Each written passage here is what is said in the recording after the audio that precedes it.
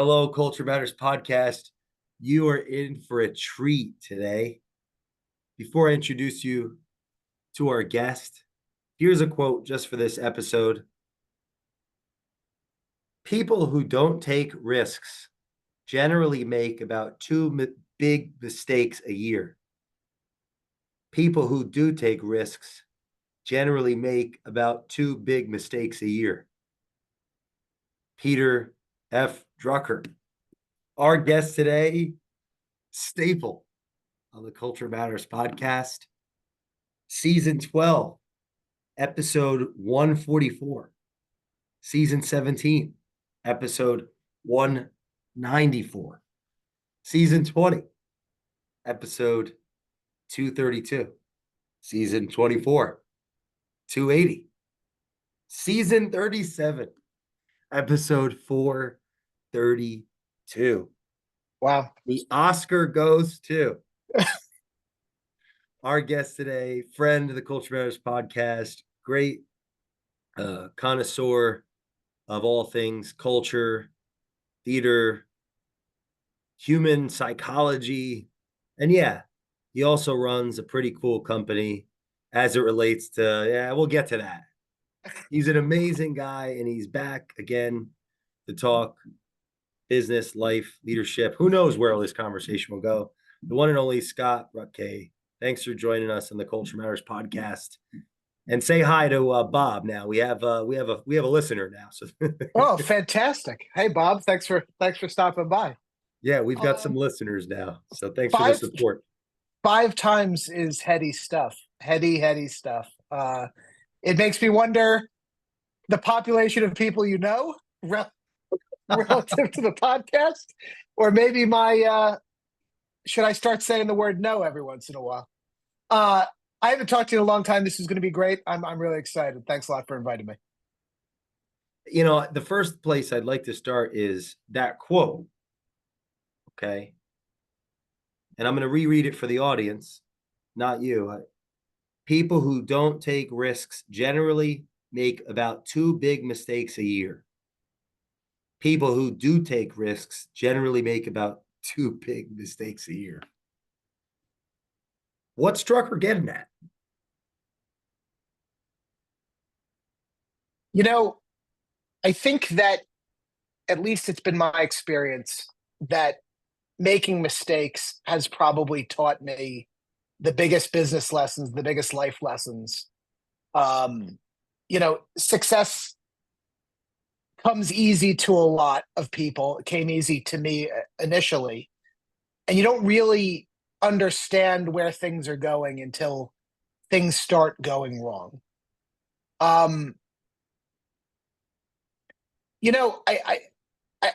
not exactly sure the context of that quote, but I'll tell you what mistakes mean to me in the life of sort of my experience. I tell people all the time as a leader, I make mistakes all the time. I'd like to say I wish it was two big mistakes a year for me. I think the mistake that people make is to think they're infallible. The mistake that people make is to think that what they think is always right, is always the right path. One thing my father used to tell me is that smart people close businesses every day. And if all it took to run a business was being smart, the landscape of business would be completely different. I make them a ton. I endeavor to figure out what caused them. I endeavor to not make that same mistake ever again. That's the trick in my business, at least, is to make the mistake. We're going to make mistakes. We're human. We're going to make a mistake. It's not making it twice. That is essential. At least that's what I try to teach my team members. Look, I get it. We're going to do it. I ask you not to do it again. Learn from what happened. I found in myself, I have a proclivity to contradict the things that I talk about on social media. So I'll ask this question. personally. Right, right. No, I understand that. So my question to you is, do you believe more in what you post or more in what you say? I'm so hyper paranoid to not act out the opposite of what I'm trying to relay on Instagram. Yeah, yeah. So, but that doesn't answer your question. I don't think I have the right to answer that. I think the people in my life are the ones that have that answer. Well, I mean, the only thing that I would say is if you were doing it purposefully.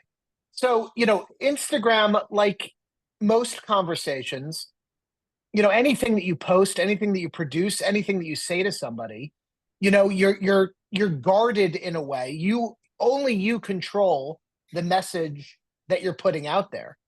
I could be lying about every story I tell.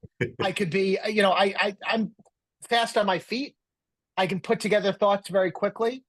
If I chose to, I'm sure I could lie about everything that we talk about today.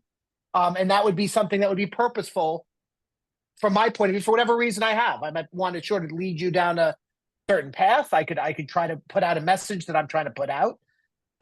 What I think is most interesting about social media is authenticity, right? I think that people are turned on by the authentic thought rather than the same thought that everybody else is putting out there. Um, Mm.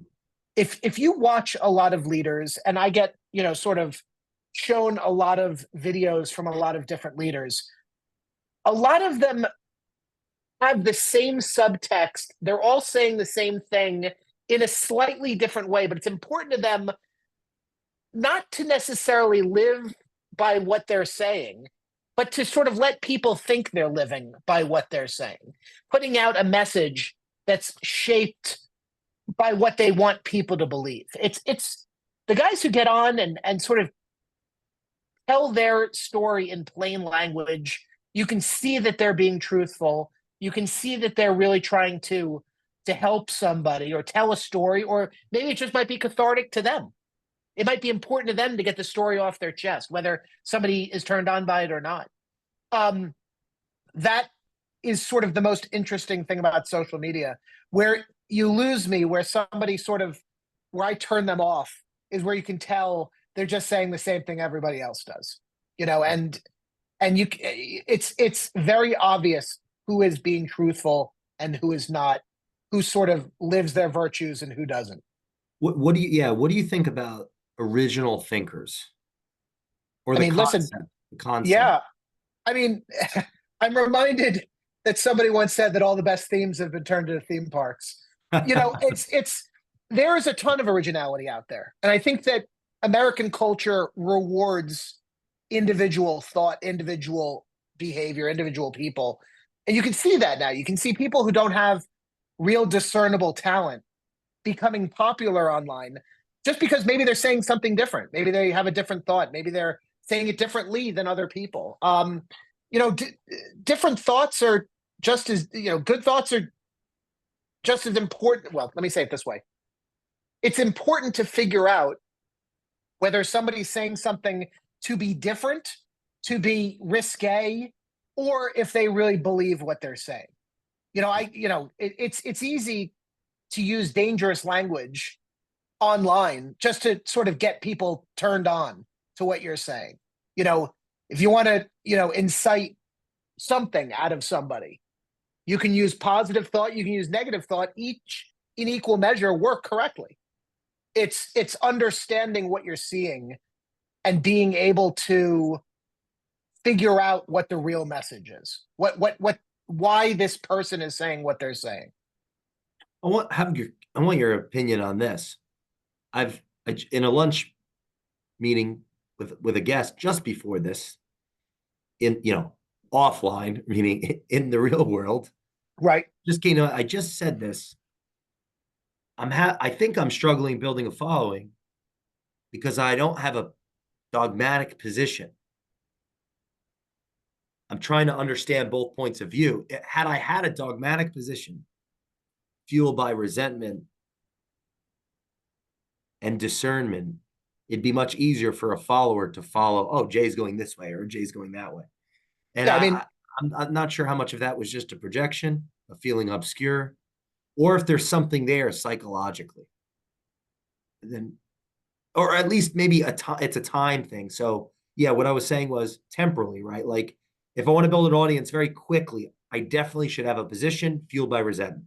Maybe if people follow me along long enough, I'll gather some followers of not having not had a position. I'm curious what your thoughts are on that, but you got me unravel that a little.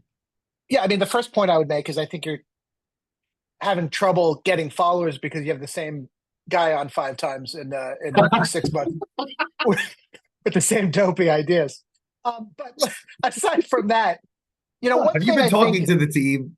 no, Just, no, that's God too no, funny. God no. Sweating and sweating. Look, I think that we can all agree that people are turned on by negativity. So if you walk it, what makes TikTok, Instagram so successful is feeding you things to be mad at all the time. So if you come on and spread happiness everywhere you go, and you talk happiness, and you say the world's going great and everything's wonderful, and my life is great, and your life could be great too. I don't think that energizes viewership the same way that this place sucks. I know you suck, and I'm going to make you better because the world is out to get you, and you can't be successful without listening to what I'm about to tell you. You turn on a different emotion in people when the call to action is your world is on fire and I'm here to save you. And it's easy to agree with that. Shit, you're right, Jay. My life is on fire. And then I'm looking for someone to save me. I don't want personal responsibility. What are you going to do to save my life? I should have named the company Culture Doesn't Matter. Culture doesn't matter because culture doesn't necessarily infer positive or negative. You could have a really bad culture, right? I mean, and you could be prescribing a very bad culture. Look, burn the place to the ground, fire all the good people, rule with an iron fist. I think what you subscribe You're to, right. what makes you strong in this sector is that what you're prescribing is self-awareness as a leader, self-awareness as a team member, personal responsibility, and doing everything you can do to make an organization great. And how many people get turned off by that? I don't know the answer to that. Everyone who isn't listening to you is the answer, right? What what what would you say are important elements to self-awareness? I mean, listening. Look, I talk for a living. I think if you listen to this podcast or any other one that I've been on, Jay's hard to sort of get through conversationally. I don't stop. I just keep on talking. This is probably the easiest sort of podcast for him in the sense that you just wind me up and I'll talk about anything for an hour. In reality, the answer is listening. And not just to your inner monologue.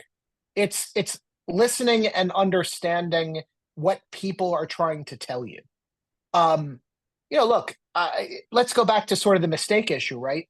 How easy would it be if, when somebody made a mistake, used a blue pen instead of a black one, I walked in and said, "Guys, I said black pen," and I just walked away. That's easy. That's easy. I told them what to do. I deployed my assets to do what I say to do, and they do it because I say so.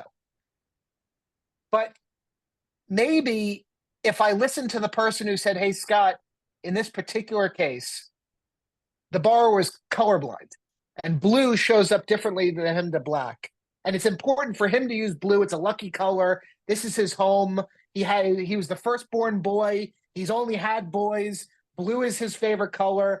It felt like this is something that he wanted to do, and we weren't going to stop him." Maybe then you say, all right, well, in that case, blue makes sense, right? I mean, it's sort of listening to what the issue is. And again, I said this in the beginning, I'm not the smartest guy in the room 100% of the time. Am in the position that I'm in because perhaps I have the most experience, perhaps I'm the most daring. Started my own business.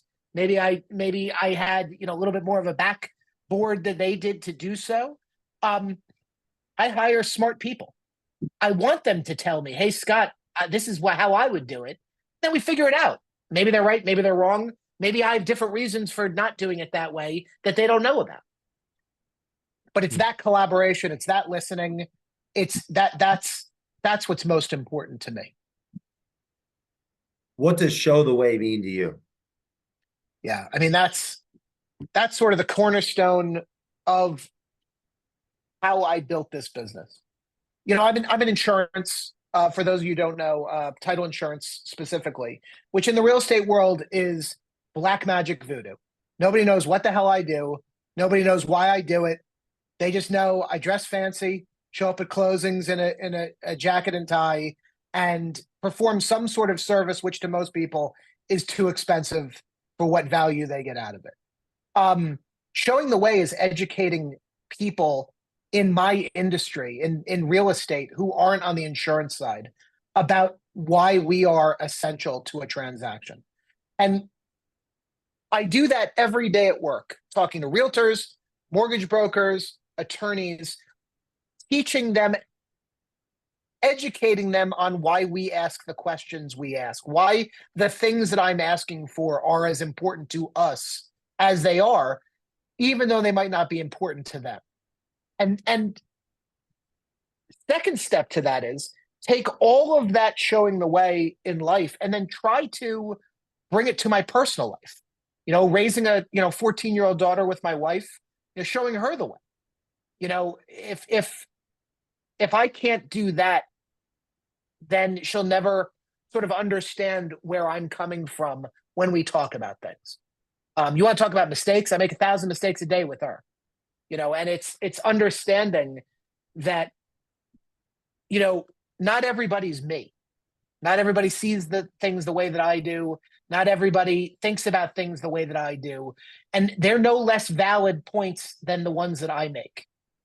I can either try to get them to, see it my way or collaborate in a way that gets us to the common goal. Because in the end, at least at work, there's a finish line. It's closing a loan, right? That's the finish line. Buying a house, selling a house, or doing a refinance. There's a clear finish line. And there's a lot of cooks in the kitchen getting us to that finish line. So I have a choice. I can either make it very difficult for everybody or I can make it very easy for everybody. Showing the way is the lube that gets the transaction from contract to close as smoothly as possible. Have a lot of people left the business in the last year? Oh, for sure. Yeah, for a number of different reasons. This side of it is a lot different than the lending side in the fact that most professionals in my arena are an aged population. This is an older business. And unfortunately, a lot of them still do this job in very old ways. I came into this business. I was a lender for the first half of my career. I came into this business late. I came into it young enough to understand that technology was going to be an enormous changing force in this industry. I have less employees by probably about a quarter relative to the volume that we do than when I started in the industry at the first title company I ever worked for. And the reason for that is a lot of things have become automated. A lot of things have become easier to find. A lot of records are online now. And a lot of people are sort of, worked out of the system, either because of age or they just can't keep up. So a ton of consolidation in my business. That's really the growth opportunity, is picking up agencies where they might have clients, but they just don't know how to do business in the 21st century. I want to ask you about this rule. I've been doing a series on the Culture Runners podcast around a book called Beyond Order, which is a book by Dr. Peterson, Jordan Peterson. Sure. Rule 4 is notice that opportunity lurks where responsibility has been abdicated. Yeah, I mean, I can, I'm taking notes on the book.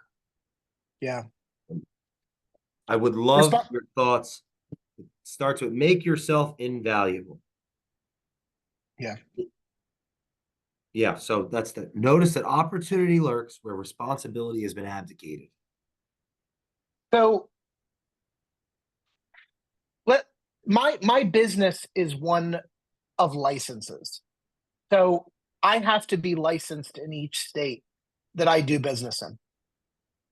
Um, Most people in my business, local agencies, are licensed in one state, maybe two, which means that the business that they can do with the people that they work with is limited to those two states.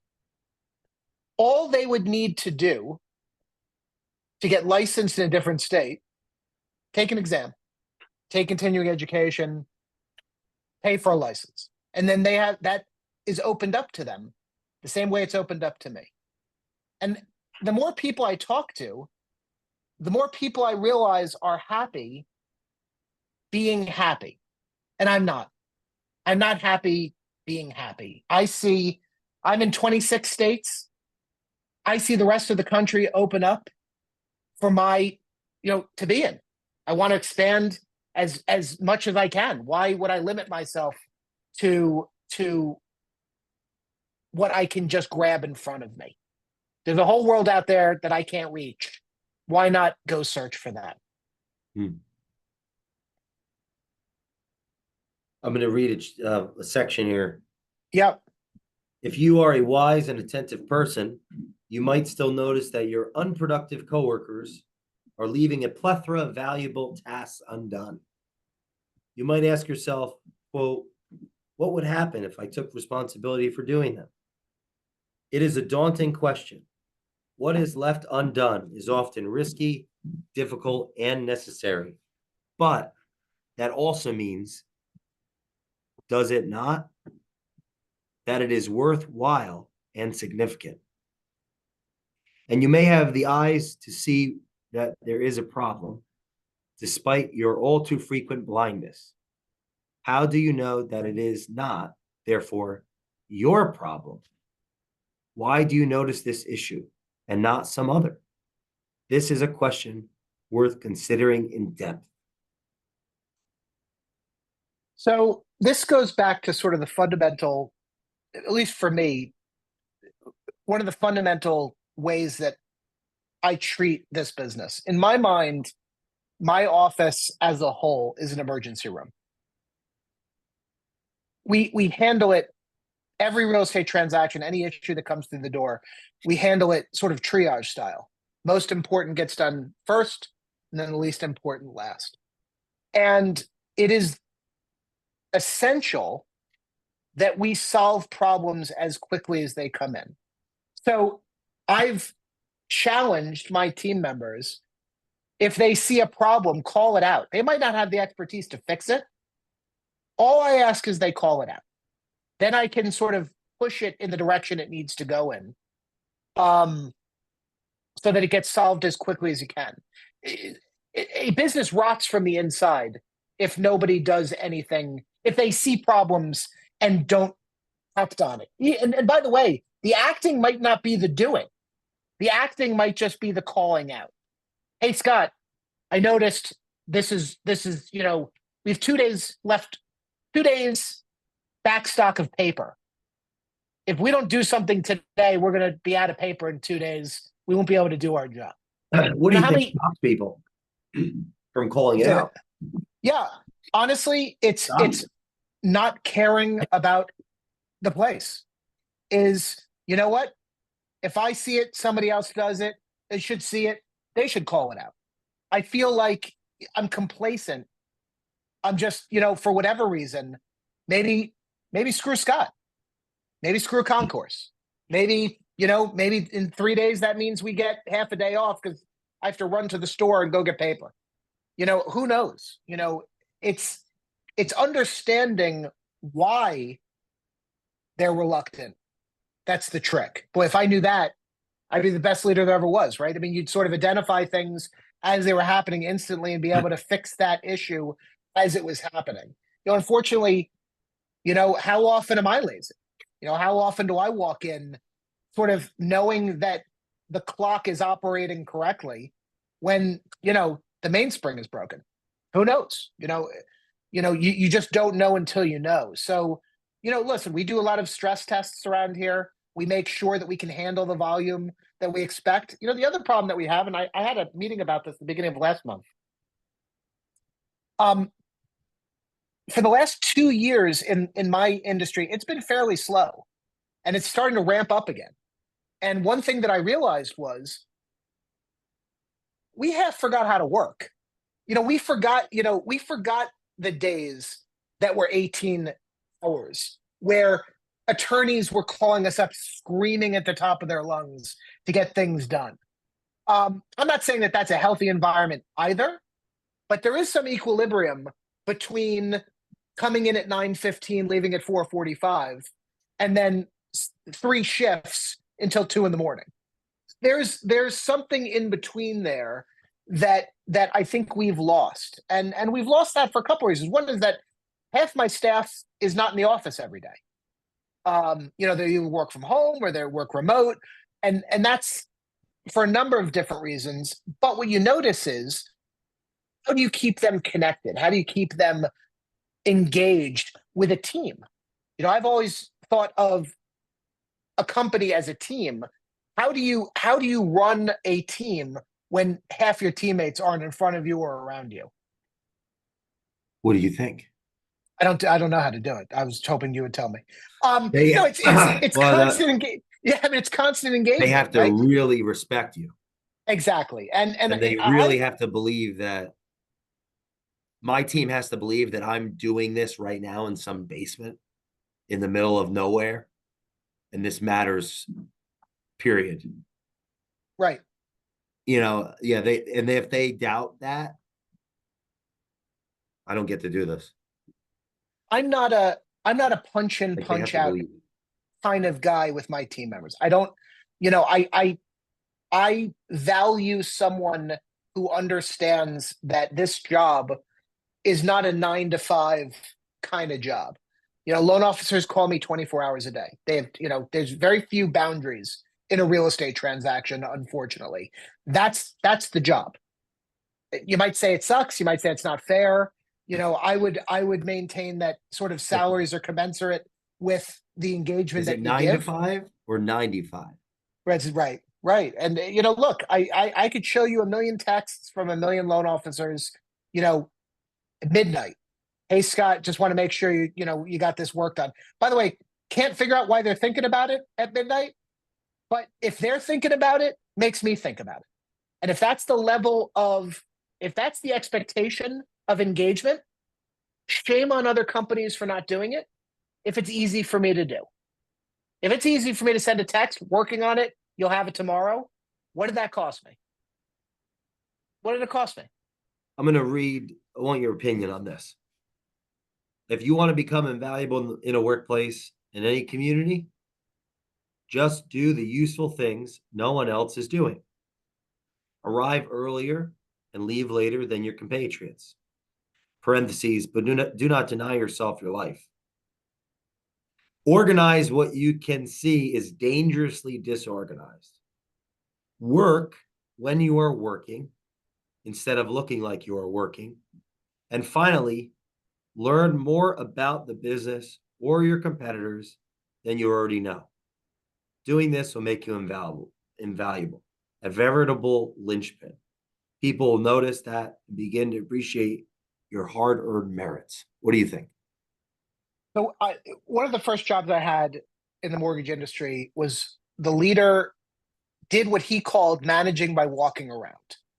And he would walk around the office and he would sort of appraise what was going on based on who was sitting at their desk. And that sword cut two ways because he would say things like, why would you tell me that Jimmy isn't working out? He's at his desk all day working. And we'd have to explain to him that just because you're sitting at a desk and it appears as though you're working does not then mean that he's achieving what he should achieve. He might just have nowhere else to go. Who knows? It's I think what you said is important because what it speaks to is the idea that an employee or someone on my team or even a leader has to recognize that things are going right and things are going wrong and have the courage to either do something about it or say something. Say something. That's all I ask. Again, it goes back to I'm not asking everyone to have the same expertise as me.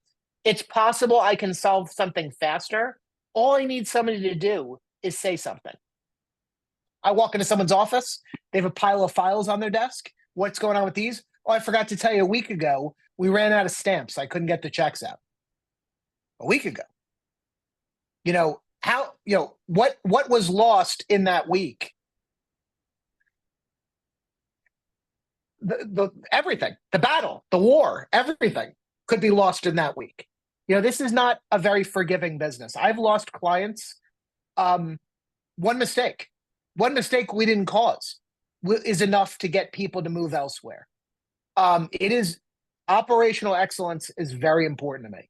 And a lot of that has to do with having team members who are able to say, hey, Scott, these guys didn't do this. Hey, Scott, this is going wrong. Or, by the way, this is going right. Thanks for letting them know something. Now it's perfect. Until the next problem. Rule 7. Work as hard as you possibly can on at least one thing and see what happens.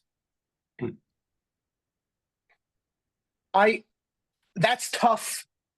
That's tough here because a lot of people do. I overlap tasks with most of my team members. So to do one task sort of all the way is a difficult proposition.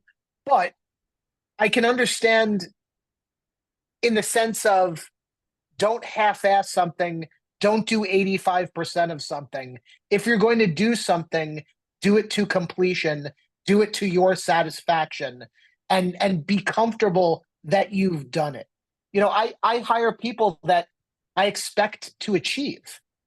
And if they just did 82% of the job and leave 18% of it on the table, they're not achieving. They're not achieving.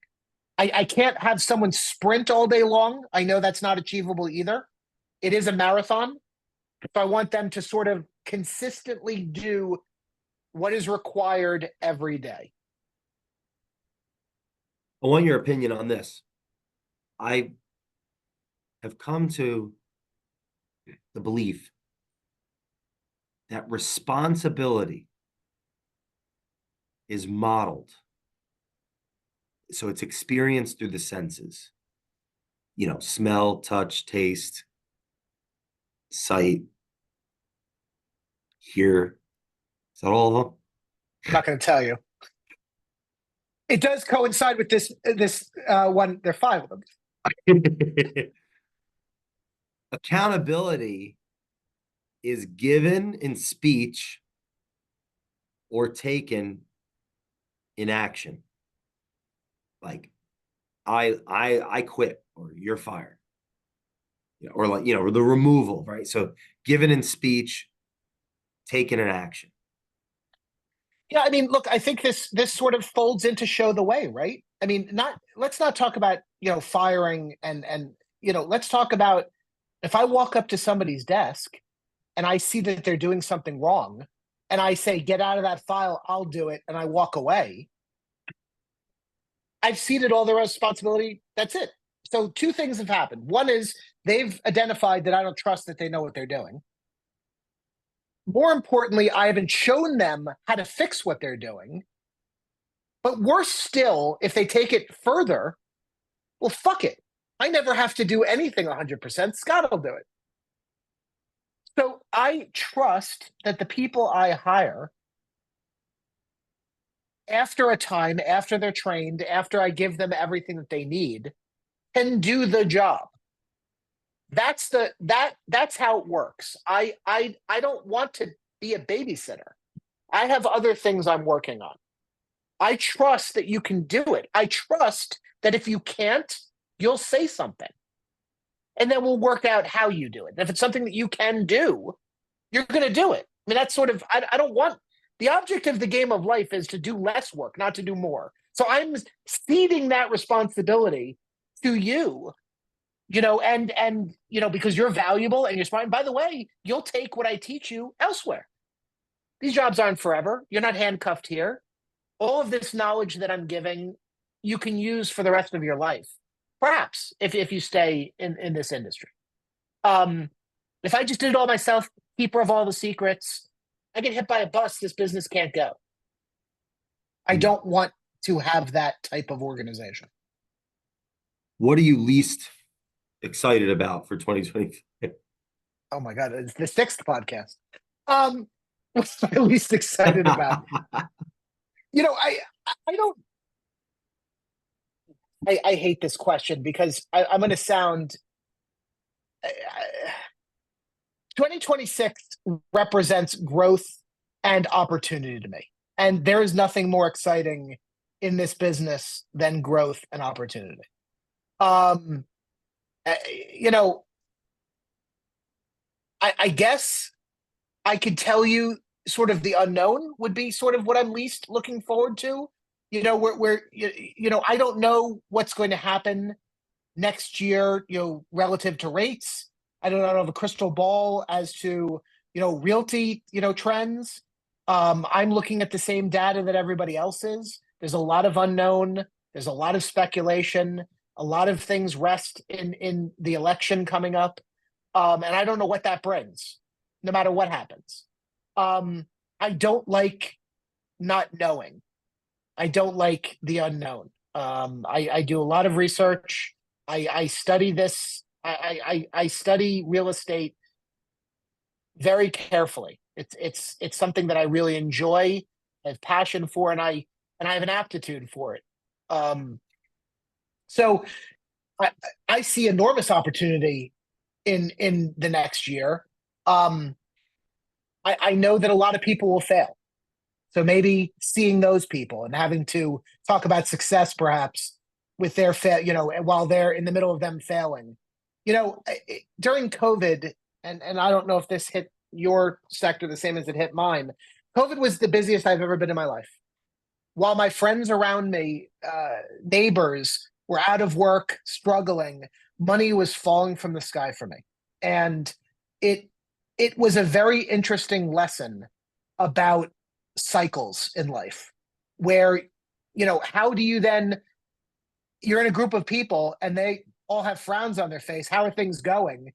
And I'd say, I bought my seventh Ferrari. I didn't, but I mean, how do you temper? I'm excited. Things are going great. How are you doing? Awful. We just closed our third title company, our third agency. We just fired 16 people.